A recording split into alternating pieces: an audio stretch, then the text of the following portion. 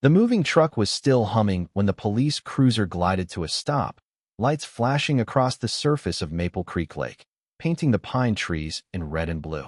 I hadn't even turned off the ignition when I saw her. Mrs. Veronica Dale, the queen bee of the Silverwood Estates Homeowners Association, marching across the dock like she was leading an army, heels clicking like a metronome of judgment. She was already on the phone, voice sharp as broken glass. "Yes, officer. He's here. The drifter. The one I told you about." I could feel the neighbors' eyes from their manicured porches, watching me like I was the evening's entertainment. The smell of diesel mixed with pine sap and humiliation as the cop stepped out, gravel crunching under his boots. Each step felt like a countdown to eviction. "Sir," he said, hand resting on his belt, "we've had a call. You need to vacate this property immediately. There's a restraining order." A restraining order. Against me. On land my family had owned since 1964. Standing there, watching the woman in heels glare at me like I was trash washed up on her perfect shoreline, I realized I wasn't just moving back to my uncle's old cabin. I was walking straight into a war zone, one run by HOA bylaws and designer handbags. My name's Ethan Cole, 22 years serving my country, 3 deployments, 6 scars, and a chest full of medals collecting dust. I thought I'd finally earned the right to quiet mornings, lake air, and a porch where the loudest thing I'd hear was the wind through the pines. But Silverwood wasn't the sleepy place my uncle had left behind. Uncle Raymond Cole, a Korean War vet with hands like tree roots and patience that could shame saints, built that cabin with his own hands. Every nail, every board, a testament to the kind of pride men used to carry quietly. When he passed last spring, he left it to me, the only thing I ever wanted. The first time I stepped inside, the smell of him was still there. Pipe tobacco, sawdust, machine oil, and something warm I can only call home. I thought maybe I'd spend the rest of my life there, fixing boats, reading books I never had time for, and finally learning how to sleep again. But progress had crept in like rot. The hills around the lake had been carved into $500,000 fortresses. The families like Uncle Ray's, the ones who built the place, had been replaced by people who built fences. And at the center of it all was Veronica Dale, the new HOA president with a white Mercedes, a husband in construction, and an ambition you could smell before she spoke. The first shot came before I'd even unpacked. A certified letter, embossed gold lettering, too heavy for what it said. "Dear Mr. Cole, your property has been deemed non-compliant with Silverwood Estates' current community aesthetic standards." The list was endless. New roof, fresh siding, landscaping, dock replacement. Price tag? $15,000. For a cabin my uncle had maintained flawlessly for 57 years. I called the number at the bottom of the letter. "Silverwood Estates HOA. This is Veronica," she chirped. "Ma'am, this is Ethan Cole. I just received your letter." "Oh yes," she cut me off, syrup sweet. "The veteran property. I'm afraid we can't allow outdated structures to bring down the community's value. Perhaps there's a more appropriate neighborhood for you. Something with other veterans." Her tone made veteran sound like a disease. 3 days later, I was served papers, injunctions, cease and desists, all stamped by Dale and Partners, her husband's law firm. But if 22 years in the service taught me anything, it's that the first attack is always the noisiest and usually the weakest. So I went digging. Down in the county courthouse basement, a graveyard for paper and forgotten promises. For hours of dust and coffee later, I found it. The original 1964 deed. No restrictions. No HOA jurisdiction. The association hadn't even existed until 2002. Nearly 40 years too late to touch my family's land. I just found my first weapon. But that wasn't the real jackpot. Buried in another folder, I discovered that Dale Construction LLC, run by Veronica's husband, Richard Dale, had won an $85,000 contract for road repairs. No bids. No evidence of any actual repairs. Corruption. Clean-cut and gold-plated. That's when I met Margaret Kincaid, 78, retired paralegal, an absolute legend. She found me drowning in files and handed me a cup of burnt coffee that tasted like resolve. "You're Ray's nephew, aren't you?" she asked. "Yes, ma'am. Heard that Dale woman's been pushing you around. Don't you worry, son. I've outlived 3 husbands and 5 mayors. I know how to fight dirty, legally." That's when the plan began. Margaret explained how developers use HOAs to choke out families, jack up taxes, bury people in fines, buy them out cheap, and flip properties into rentals. It wasn't about rules, it was about money. And in Silverwood, Veronica was the queen pin. But my uncle had built more than a cabin. He'd built leverage. The deed gave me grandfathered rights. The law was on my side. All I had to do was hold the line. Then came the text message. Heard you're stirring trouble. Might want to reconsider. A friend. Cute. I'd been threatened by insurgents with RPGs. HOA Karens didn't even make the list. 2 weeks later, an emergency community meeting was called. The flyer said, protecting our neighborhood's value. The real translation, get rid of Ethan Cole. The meeting hall reeked of coffee and control. Folding chairs squeaked like they were trying to escape. Veronica stood front and center, polished to perfection, running a PowerPoint titled, Maintaining Silverwood Standards. Slide after slide, aesthetic cohesion, community integrity, and then the bombshell. A proposal for a $25,000 special assessment per household for security improvements. Translation, funneling more cash into her husband's company. That's when I stood up. Full dress uniform. Every metal shining like a mirror, she couldn't escape. Before you vote, I said, calm but firm, I'm requesting a financial audit. As property owners, we have that right. Her smile faltered, the kind of smile that costs a fortune in Botox. Mr. Cole, as you're not an approved resident yet. Margaret's walker tapped against the floor. Robert's Rules of Order, Article 5, she said sharply. Any property owner within the boundary can request financial transparency with written notice. You know that, Mrs. Dale. The silence that followed was electric. A few neighbors, Dorothy Miller, retired teacher, Frank Henson, local mechanic, nodded. They'd suspected something too. Roads paid for, but never fixed. Projects billed, but never completed. And now they had a soldier and a paper trail. That night, in my motel room that smelled like disappointment and bleach, I laid everything out. The fake citations, the text threats, the evidence. I wasn't just fighting for a cabin anymore. I was fighting for everyone they'd silenced.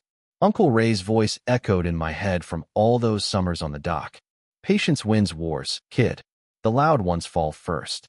So I waited and planned. The morning fog sat heavy on Maple Creek Lake, that kind of silence before a storm, the kind you can feel pressing against your ribs. I was living out of a motel called the Pine View Inn, a name far more optimistic than the peeling paint and moldy carpets deserved. Each day I'd drive past my uncle's cabin just to remind myself why this fight mattered. And each day, something new would be waiting there. An official-looking notice, a new inspection, or a stranger's truck parked just a little too close. This time it was a county inspector, clipboard in hand, sunglasses reflecting my face back at me like I was the suspect in my own story. His nameplate read Gary Milner, his handshake limp, his attitude rehearsed. Anonymous complaint, he said flatly. Structural violations, safety hazards, possible code breaches. Behind him, leaning against a truck and puffing on a cigar, was Richard Dale, husband of Veronica, HOA's personal wrecking ball. He smirked like a man who thought he'd already won. Gary listed off imaginary problems. Unsafe dock pilings, faulty wiring, unstable foundation. Each one more absurd than the last. Then, like it was part of the same breath, he added. Of course, Mrs. Dale mentioned she might be willing to purchase the property as is. Save you a world of trouble. $50,000. For a place worth 4 times that. That was the moment I stopped feeling harassed and started feeling hunted. I went straight to the Veterans Affairs office the next morning. That's where I met Linda Chavez, a caseworker who looked tired but kind, the kind of woman who'd seen too many broken men try to fix themselves alone. Mr. Cole, you might qualify for more support than you realize, she said, flipping through papers like she was shuffling cards in a poker game she planned to win. Tax exemptions, home improvement loans, and something that made me sit up, historic preservation assistance. If I could prove Uncle Ray's cabin held historical or cultural value, it couldn't be modernized or updated against my will. HOA rules wouldn't mean a damn thing. That night, I sat in Margaret's kitchen with a cup of coffee strong enough to stand a spoon in. She was smiling before I even said a word.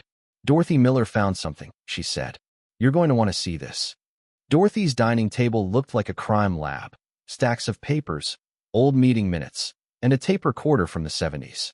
My husband kept everything, she said proudly. even when he shouldn't have. What those records showed was daylight robbery. 17 contracts over 3 years, all awarded to Dale Construction. Landscaping that never existed, repairs no one remembered, emergency maintenance, that was just code for embezzlement. But then came the tape. Dorothy pressed play, and the voice that filled the room froze my blood. "Harold, move the payments around before the meeting," said Veronica's voice. "Make them look legitimate. You'll be compensated. 10,000 cash." Harold Finch, the HOA treasurer, stammered, "That's not legal, Mrs. Dale." Her reply dripped with poison. "It's not illegal if nobody finds out." The old cassette clicked to a stop. None of us breathed for several seconds. And as if the devil had a schedule to keep, headlights flashed outside Dorothy's window. Gary's truck again, parked right in my uncle's driveway. This time, Richard's men were carrying tools. We watched in silence as they tampered with the water line, snapping it open, flooding the soil. 20 minutes later, they were gone. Then came the text. Follow-up inspection revealed serious water damage. Repairs will be costly. Gary Milner. Attached, a business card from Dale Construction. That was it. They weren't just corrupt. They were criminals. Dorothy pulled a yellowed envelope from an old folder. "Harold found this in your uncle's files before he died," she whispered. Inside was something that didn't just change the game, it rewrote it entirely. The 1964 Silverwood Charter, signed by 12 founding families, including Raymond Cole himself. Section 7. Founding family water access rights are perpetual, irrevocable, and immune to any future regulatory restrictions. Meaning, any major development project involving the lake required unanimous approval from the descendants of those 12 families. Veronica and Richard's big prize, the multi-million-dollar marina expansion project they'd been promising investors, couldn't happen without my signature. That's why they wanted me gone. That's why they'd been sabotaging, threatening, and lying. They didn't just want my cabin, they needed it. For the first time in months, I laughed. Not a joyful laugh, the kind that comes from finally understanding the shape of your enemy. The next evening, Margaret's kitchen turned into something out of a spy movie. Maps, legal documents, old files, laptops, and a pot of coffee that never went cold. I called in a favor. Chief Warrant Officer Maria Santos, one of the smartest soldiers I'd ever served with. She drove 3 hours without asking a single question. "So let me get this straight," she said, scanning the table. "HOA president's been embezzling funds. Her husband's been getting fake contracts. And now they're threatening veterans and old folks?" "Yeah, that's racketeering. We built our plan in 4 parts. 1. Legal assault. Margaret drafted complaints for the state attorney general, requesting a full audit of HOA finances. We invoked historic preservation status and filed to have the cabin recognized as a protected site. 2. Financial strike. Santos traced Dale Construction's shell companies and investor network.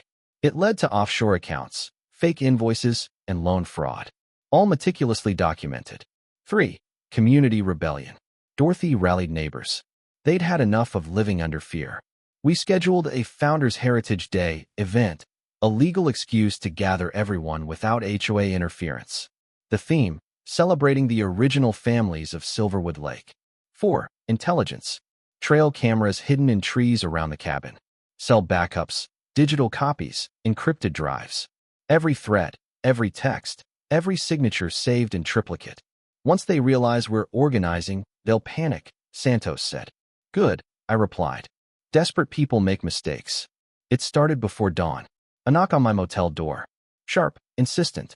A man with greasy hair and a cheap suit flashed a badge that looked like it came from a cereal box. "Private investigator," he said. "Some folks are concerned about your mental state, Mr. Cole."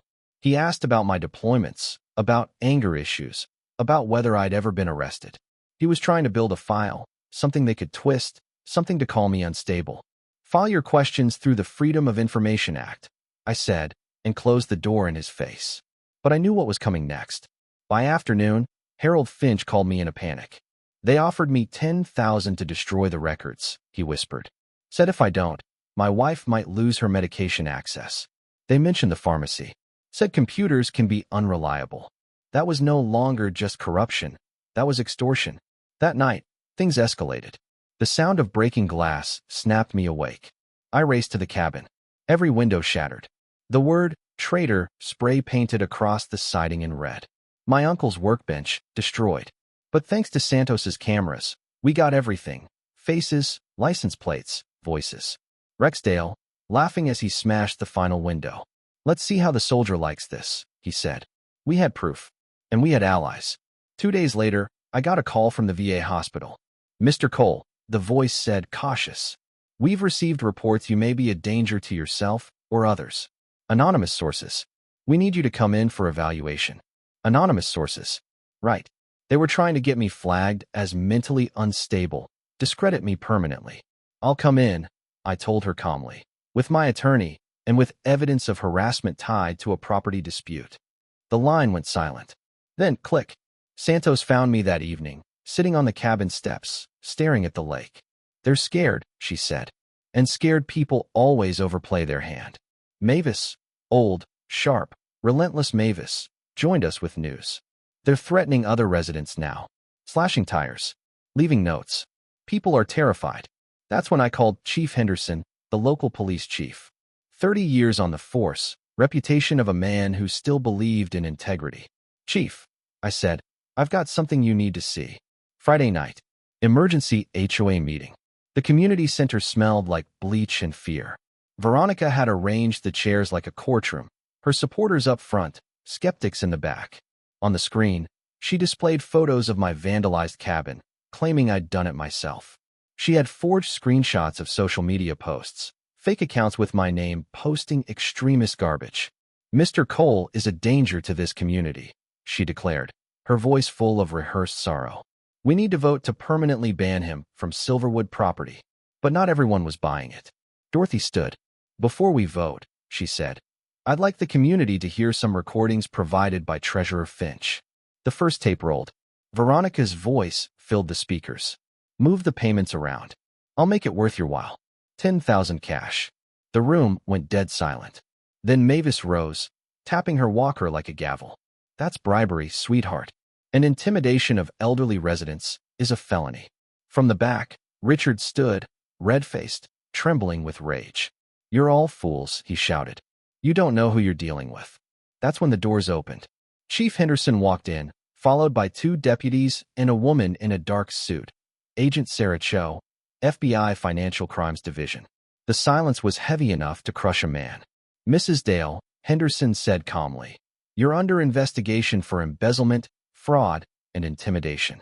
Your husband, too. This is private HOA business, she barked. Not when it involves racketeering, Agent Cho replied. We've been following your case for months. Mr. Cole's evidence completed the puzzle.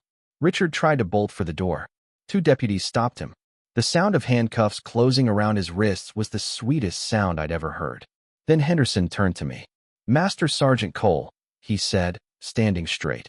On behalf of this town, thank you for your courage and your service. For the first time in months, I let myself breathe. Within weeks, the Dale empire crumbled. Richard was charged with fraud, vandalism, and conspiracy.